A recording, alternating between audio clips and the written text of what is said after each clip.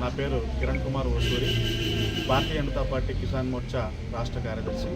ఈరోజు చౌడేపల్లి మండలంలో జరుగుతున్నటువంటి హిందూ సమ్మేళనానికి ఇచ్చేసిన సందర్భంగా మొదటగా ఈ హిందూ సమ్మేళనాన్ని నిర్వహిస్తున్నటువంటి హిందూ బంధువులందరికీ కూడా హృదయపూర్వకంగా నమస్కారాలు తెలియజేస్తూ, ఇంత మంచి కార్యక్రమం ఇప్పుడు రాష్ట్ర వ్యాప్తంగా ఎక్కడ చూసినా కూడా హిందూ సమ్మేళనాలు అత్యంత విజయవంతంగా జరుగుతోంది.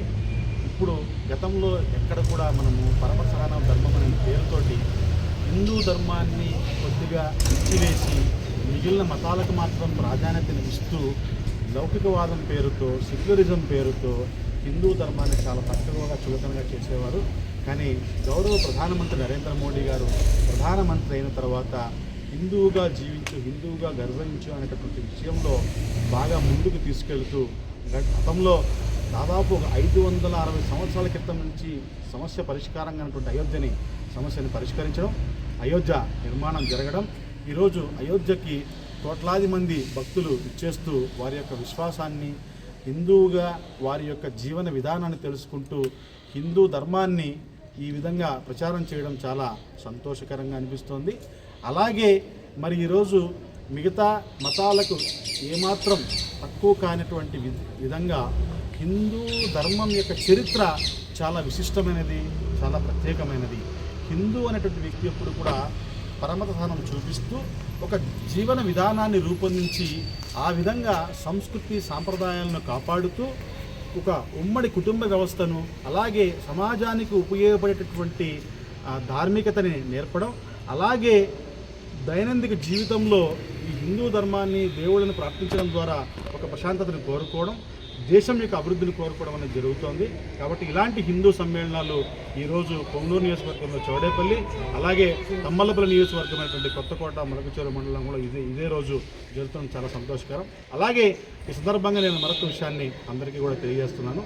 ఈరోజు కూటమి తరఫున మా హోంమంత్రి, దేశ హోంమంత్రి అమిత్ షా గారు పార్లమెంట్లో ఈ ఎన్నికల సంస్కరణలు, SIR స్పెషల్ ఇంటెన్సివ్ రివిజన్ అనే ఒక ప్రోగ్రాం పైన సుదీర్ఘమైనటువంటి ఉపన్యాసం చేశారు, 1 గంట 14 నిమిషాలు. అంటే ఈరోజు భారతదేశంలో ఒక ప్రభుత్వం ఏర్పడిన తర్వాత ఇండిపెండెంట్గా ఉన్నటువంటి ఎలక్షన్ వ్యవస్థలో ఉన్నటువంటి గతంలో ఉన్నటువంటి చట్టాలు, గతంలో ఉన్నటువంటి లోపాలు, వాటన్నిటిని ఎప్పటికక్కడ సవరించుకుంటూ ఎలక్షన్ కమిషన్ ఒక ఇండిపెండెంట్ ఆర్గనైజేషన్గా చేసినటువంటి మార్పులు, దాని ద్వారా ఎన్నికలు స్వేచ్ఛగా, నిష్పక్షపాతంగా, అంటే ఈ ఎలక్షన్ కమిషన్ వ్యవస్థ ఏర్పడిందే ఆర్టికల్ 324 ప్రకారం.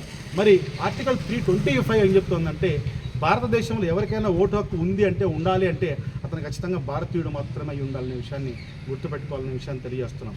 మరి ఈరోజు భారతీయ ఎన్నికల సంఘం ఏం చేస్తోందంటే ఎవరైతే భారతదేశంలో ఉన్నటువంటి పౌరులైతే ఉంటారో వాళ్ళకి మాత్రం ఓటు హక్కు ఇస్తుంది.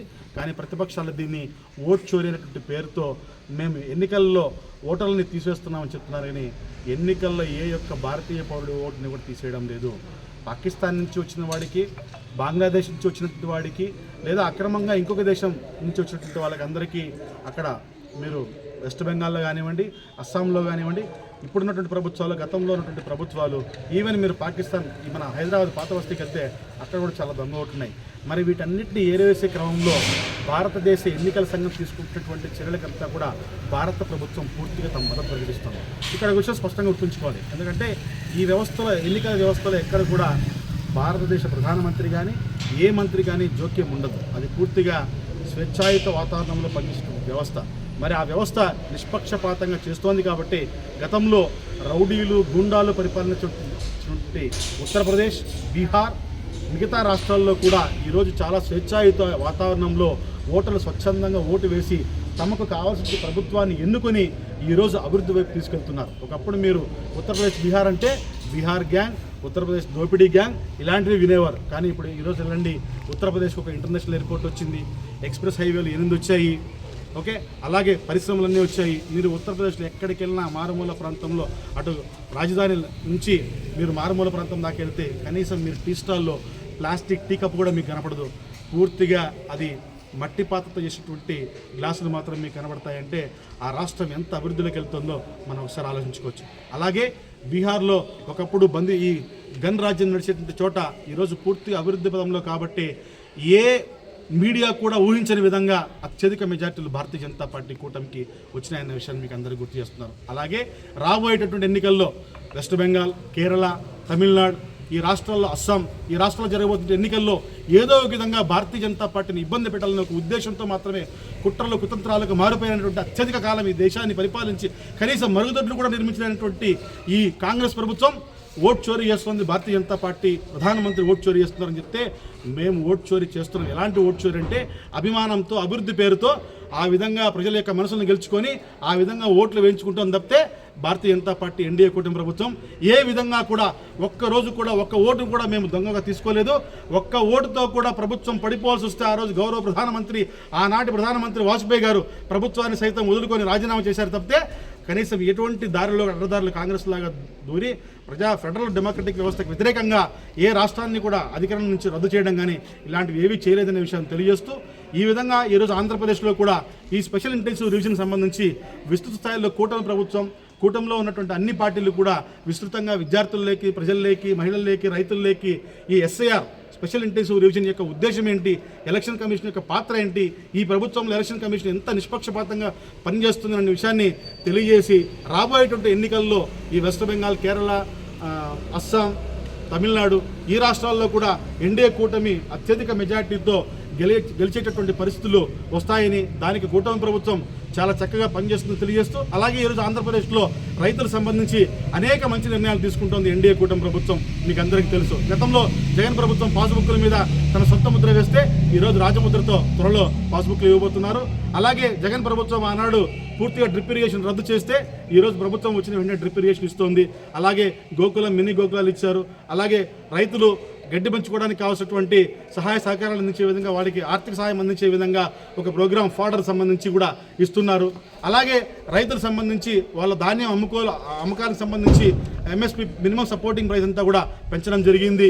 అలాగే మార్కెట్ కమిటీల ఆధునికీకరణకు సంబంధించి కేంద్ర వ్యవసాయ శాఖ మంత్రి ఇటీవల శివరాజ్ సింగ్ చౌహాన్ గారు అమరావతికి వాజ్పేయి గారి విగ్రహావిష్కరణ వచ్చిన సందర్భంగా చంద్రబాబు నాయుడు గారి యొక్క అన్ని విన్నపాలని త్వరలోనే నెరవేరుస్తామని చెప్పడం జరిగింది. ఈ విధంగా అలాగే ఈరోజు చూస్తే రాష్ట్రంలో గ్రామీణ అభివృద్ధి శాఖలో, ముఖ్యంగా పంచాయతీరాజ్ శాఖలో పవన్ కళ్యాణ్ గారి నిర్వహిస్తున్న శాఖలో అత్యధిక నిధులు కేంద్ర ప్రభుత్వం ఇస్తోంది. అలాగే ఇప్పటిదాకా గ్రామీణ ఉపాధి హామీ పథకం ఏదైతే ఉందో దాని యొక్క పేరును మార్చి పరిధినాలు పెంచి ఇంకా మరింత లబ్ధి చేకూర్చే విధంగా కేంద్ర ప్రభుత్వం ఇటీవలే మార్పు చేసింది. ఇవన్నీ కూడా కూటమి ప్రభుత్వం యొక్క పనితీరుని చాలా చక్కగా రిఫ్లెక్ట్ చేస్తున్నాయి. కాబట్టి రాబోయేటువంటి స్థానిక ఎన్నికల్లో కూడా ఖచ్చితంగా ఈరోజు ఏ విధంగా అయితే కూటమి ప్రభుత్వం వైసీపీని సమాధి చేసిందో అదేవిధంగా రాబోయేటువంటి రోజుల్లో స్థానిక ఎన్నికల్లో కూడా అత్యధికమైన మెజార్టీతో కూటమి ప్రభుత్వం గెలుపొంది ప్రజలకి మరింతగా అభివృద్ధి ఫలాలను చూపించి రైతులకు, మహిళలకు, యువకులకు, పరిశ్రమల స్థాపనకు అన్నిటికీ అనుకూలమైన విధంగా చేస్తుందనే విషయాన్ని మీకు అందరికీ తెలియజేస్తూ అవకాశం ఇచ్చినందుకు, ఇక్కడికి ఆహ్వానించినందుకు చౌడేపల్లి మండలానికి సంబంధించినటువంటి కూటమి నాయకులకు, హిందూ బంధువులకు అందరికీ మనస్ఫూర్తిగా ధన్యవాదాలు తెలియజేస్తూ విరమిస్తున్నాను. జై హింద్, జై భారత్.